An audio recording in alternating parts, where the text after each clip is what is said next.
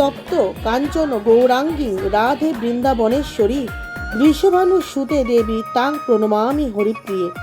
নমস্কার বন্ধুরা, চলে এলাম আরও একটি নতুন ভিডিওর সাথে। আজ রাধা অষ্টমী।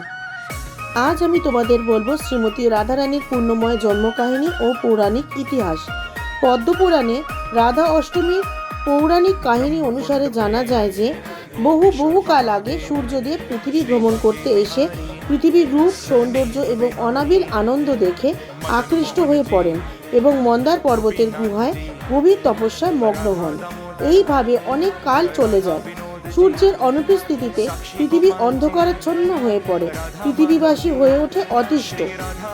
সূর্যের আলো ছাড়া পৃথিবী কোনোভাবেই বাঁচতে পারে না।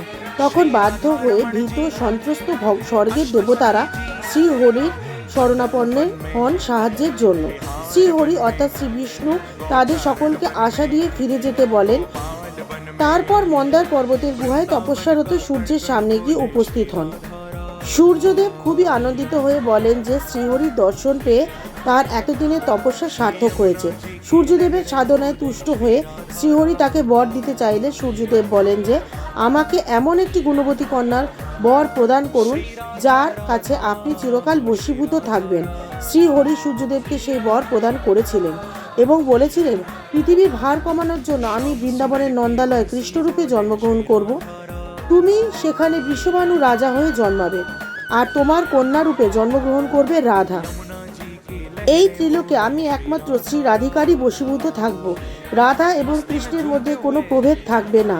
সকল আকর্ষণ করার ক্ষমতা আমার কাছে, কিন্তু এই জগৎ সংসারে একমাত্র রাধিকাই আমাকে আকর্ষণ করতে পারবে। সেই মতো প্রতিশ্রুতি অনুসারে মর্তের নন্দালয়ে জন্মগ্রহণ করেন কৃষ্ণ। সূর্যদেব বৈশ্যকুলে জন্মগ্রহণ করেন বৃষভানু রাজা হয়ে। তারপর সময় মতো ভাদ্র মাসের শুক্লপক্ষের অষ্টমী তিথিতে পৃথিবীর বুক পবিত্র করে রাধারানী আবির্ভাব গ্রহণ করেন। শ্রী রাধার এই আবির্ভাব তিথিকে রাধা অষ্টমী বলা হয়, যেটা তার জন্মদিন হিসেবেও পালন করা হয়ে থাকে। একদিন রাজা বৃষভানু নদীতে স্নান করতে গিয়ে স্নানের সময় জলে নামতেই আশ্চর্য হয়ে গেলেন যে শত সহস্র সূর্যের আলোকের মতো জ্যোতির্ময় একটি স্বর্ণপদ্ম ঠিক যেন যমুনা নদীর মাঝখানে ফুটে আছে।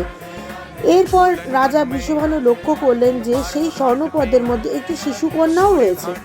তিনি অবাক হয়ে গেলেন। ঠিক তখনই ভগবান ব্রহ্মা এসে রাজাকে জানালেন যে রাজা বৃষভানু ও তার পত্নী কীর্তিরা পূর্বজন্মে ভগবান শ্রীকৃষ্ণের পত্নীকে কন্যা রূপে লাভ করার জন্য কঠোর তপস্যা করেছিলেন।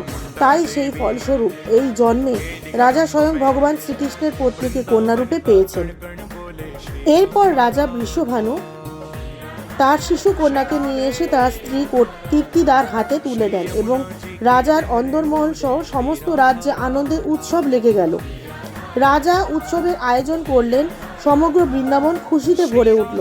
তার সেই উৎসবে নন্দ মহারাজ ও শিশু কৃষ্ণকে নিয়ে সপরিবারে এসেছিলেন রাধা অষ্টমীর উৎসবে। এই অনুষ্ঠানের জন্য শিশু কৃষ্ণ যখন হামাগুড়ি দিয়ে শিশু রাধিকার কাছে গিয়েছিলেন, সেই মুহূর্তে রাধারানী প্রথম চোখ খুলেছিলেন এবং ভগবান শ্রীকৃষ্ণকে দর্শন করেছিলেন।